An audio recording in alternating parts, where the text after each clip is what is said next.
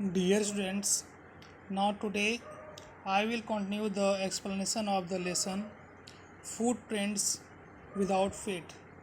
So now see here, eager to get away from crowded London, he took a train to the village of Iping, where he booked 2 rooms at the local inn. The arrival of a stranger at an inn in winter was in any case an unusual event.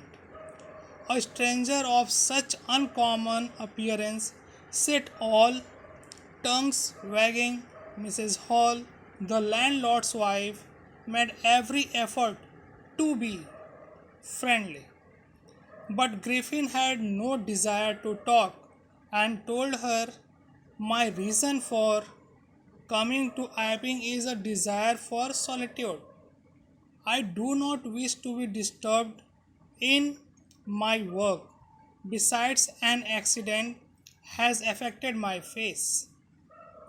Satisfied that her guest was an eccentric scientist, and in view of the fact that he had paid her in advance, Mrs. Hall was prepared to excuse his strange habits and irritable temper.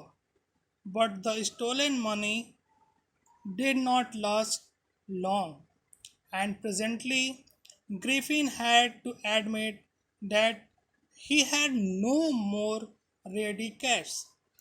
He pretended, however, that he was expecting a check to arrive at any moment.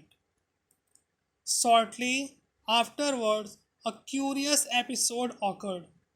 Very early in the morning, a clergyman and his wife were awakened by noises in the study. Creeping downstairs, they heard the chink of money being taken from the clergyman's desk. Without making any noise and with a poker grasped firmly in his hand, the clergyman flung open the door. Surrender. Now here, authors says that Griffin booked 2 rooms at an inn belonging to Mrs. Hall in the village, Iping. He explained to her that he had an accident and did not want to be disturbed, as Mrs. Hall tried to be social with him. Soon his money was finished, and so he robbed a clergyman's house by using his invisibility.